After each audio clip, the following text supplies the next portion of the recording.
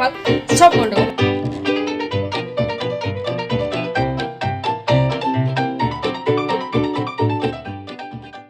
নমস্কার বন্ধুরা, আশা করি আপনারা সবাই খুব ভালো আছেন। আপনাদের ভালোবাসায় আমরাও ভালো আছি। কিন্তু আজকের আমার দিনটা খুবই বাজে গেছে। মনে হচ্ছিল সব কিছু ভেঙে চুরে ফেলে দিয়ে চলে যাই। কি হয়েছে সবটাই বলবো, শুধু একটু সাথে থাকুন। গতকাল মাকে বলে রেখেছিলাম আজকে একটু তাড়াতাড়ি আসার জন্য। মা খুবই তাড়াতাড়ি চলে এসছে আজকে। পাকুমকে মায়ের কাছে দিয়ে প্রতি বৃহস্পতিবারের মতো আমিও সব ফুল ফল কলা যা যা লাগিয়ে নিয়ে পুজোটা সেরে এলাম। বাবা আজ বাজারে গিয়েছিল, দেখলাম কোকোদের জন্য মাংস, আমাদের জন্য মাছ এনেছে, সাথে অনেক রকম সবজি বাজারও করে নিয়ে এসেছে। প্ল্যান মাফিক ওদের মাংসটা আগে রান্না করতে দিয়ে আমাদের মাছটা ধুয়ে ভাজতে দিয়ে দিয়েছি। আর বাবাকে বলেছিলাম চাল কুমড়ো আনতে। পাকুমের বাবা চাল কুমড়োর বড়া খেতে ভীষণ ভালোবাসে, তাই ওর জন্য আজকে একটু বড়া করে দেবো। তারপর থেকে মেন কালপিট শুরু হলো এই যে আমাদের ট্যাঙ্কের জল। এমন কালো জল বেরোতে শুরু করলো যে আমি সব কটা কল খুলে রেখেও ভালো জল পাচ্ছিলাম না। যতবার চাই ধুচ্ছিলাম ততবারই দেখছি হালকা ঘোলা জল বেরিয়েই আসছে। শেষে রান্না করার জন্য যে পৌরসভার জলটা আমি ধরে রেখেছিলাম, মানে ওই যে টাইম কলে যে জলটা আছে, সেই জলটা নিয়ে বাকি ধোয়াধুয়ির কাজগুলো করতে হচ্ছিল। এতদূর পর্যন্ত তাও ঠিকঠাক ছিল। ভেবেছিলাম বেশি কিছু রান্না করব না। রুই মাছ এনেছিল, সেটা দিয়ে একটু পোস্ত করব, আর বড়াটা দিয়ে একটু ভালো করে ঢেঁড়স আর আলু দিয়ে ঝোল করব। গতদিন যে ভরার ঝোলটা করেছিলাম সেদিন না একটুও সেরকম ঝোল ছিল না। ওর বাবা বলেছিল আজকে না আরেকটু ভালো করে করো, তাই মন দিয়ে বেশ ভালোই রান্নাটা করছিলাম। তার উপরে গতকাল যে মাছের ডিমের ঝোলটা করেছিলাম সেটা নাকি খুব ভালো খেতে হয়েছিল, সবাই খুব নাম করছিল, যার জন্য মনটাও খুব ভালো ছিল। আজকেও ভেবেছিলাম যাই রান্না করব ধৈর্য ধরে সুন্দর করে করব। কোকোদের ভাতটাও আমি আগে করে নিয়েছি যাতে তাড়াহুড়ো না লাগে। তারপর এই ভাপানো যে চাল কুমড়োটা আস্তে আস্তে করে ওর পুরটা বানিয়ে সেটাও সুন্দরভাবে করে নিলাম। ওর গোলাটা যেটা চালের গুঁড়ো দিয়ে গুলতে হয় সেটাও গুললাম। ব্যাস এখনও পর্যন্ত ঠিকঠাক। আবার গন্ডগোল লাগলো এই যে বড়ার যে লাস্ট ব্যাচটা সেটা গেল পুড়ে। বেশ ঠিক আছে, অনেকগুলো বড়া হয়েছে, এই কটা পুড়লেই বাকি। এখনও পর্যন্ত আমার মাথা মোটামুটি ঠান্ডা। সব ঠান্ডা রেখে এই বড়াগুলো আবার ভাজতে চলে এলাম। তার উপরে রান্নাঘরে এত গরম লাগছিল, ভাবলাম যে আজকে তাড়াতাড়ি রান্নাটা সেরে বেরিয়ে যাব। কতক্ষণ বাথরুমের কলটা চালিয়ে রাখলাম যাতে নোংরা জলটা বেরিয়ে যায়, কিন্তু চাল ধুতে গিয়ে আবার যা কাটতাই, যতবার চাল ধুচ্ছি জল ততবার ঘোলা হয়ে যাচ্ছে। এদিকে পৌরসভার যে জলটুকু ধরে রেখেছিলাম সেটুকুও শেষ, টাইম কলের জলটাও চলে গেছে। আমাদের কল পরে আর একটা পৌরসভার লাইন আছে, সেখানেও মাঝে মাঝে অল্প অল্প একটু একটু জল পড়ে। সেইখান থেকে বহু কষ্টে দাঁড়িয়ে অল্প একটু জল নিয়ে এসে কোনো রকমে ভাতটা বসালাম। একদিন লেখা থাকে না কপালের চরম দুর্ভোগ, আজকে আমার কাছে দিনটা তাই।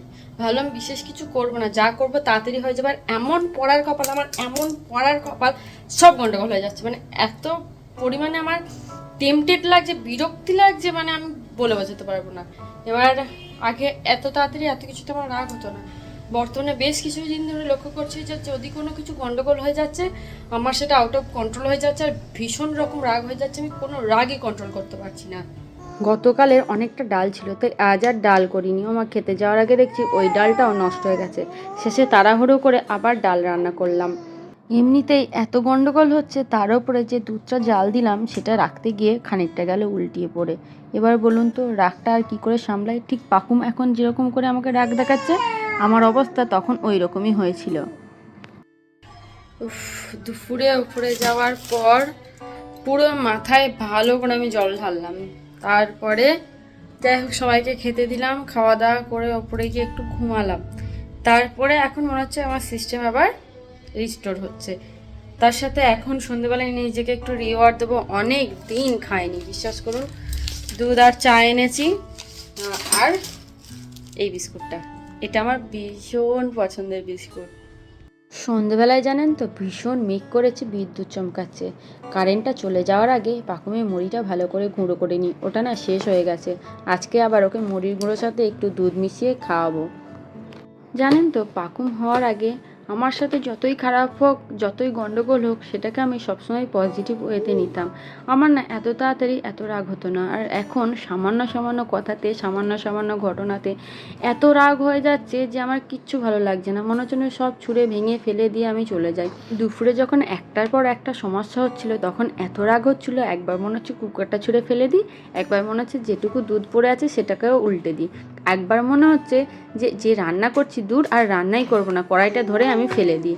কিন্তু কি করব, রান্না না করলে বাকিরা খাবে কি? তাই শেষে নিজেকে ঠান্ডা করে কোনো রকমের রান্নাটা সেরে আমি ওপরে চলে গেছিলাম। এমনকি দুপুরে রাগে আমার খেতেও পর্যন্ত ইচ্ছা হচ্ছিল না। এখন বুঝতে পারছি এইটাই হয়তো পোস্টপার্টাম ডিপ্রেশন, যেটা আমি এতদিন ধরতে পারিনি। যাই হোক, আশা করি আস্তে আস্তে সবই ঠিক হয়ে যাবে।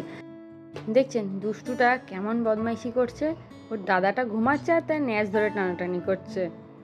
জানেন তো, গতকাল পাকুমের ভাতটা আমি বিকেলেই ফ্রিজে রেখেছিলাম, কিন্তু তারপরেও রাতে দেখলাম নষ্ট হয়ে গেছে।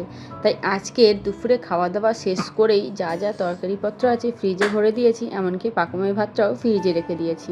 দুপুরবেলায় খিচিবিচিতে আমার আর মনেই হচ্ছিল না যে আজকে কি রান্না করলাম আপনাদেরকে দেখাই। এখন গরম করে বলে এলাম ফ্রিজ থেকেই বার করে, তা এখন দেখে নিন যে আমি দুপুরে আজকে কি রান্না করেছিলাম। এই যে রুই পোস্ত করেছিলাম, যার পোস্ত প্রায় শুকিয়ে গেছে।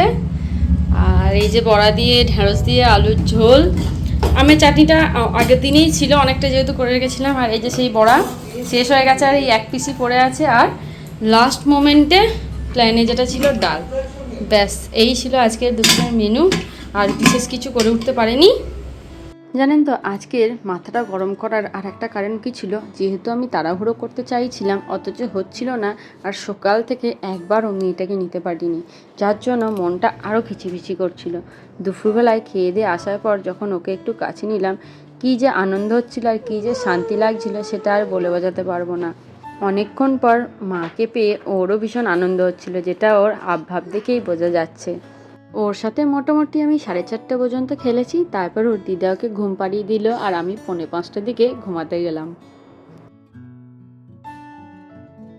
তাহলে বন্ধুরা, আজকের মতো ভিডিওটা এইটুকুই থাক। যদি ভালো লেগে থাকে তাহলে কিন্তু একটু কমেন্টে জানাবে, সাথে একটা লাইকও করে দিয়েন। আর যদি আমাদের চ্যানেলে প্রথম এসে থাকেন তাহলে আমাদের চ্যানেলটা সাবস্ক্রাইব করে আমাদের পাশে থাকার একান্ত অনুরোধ রইল।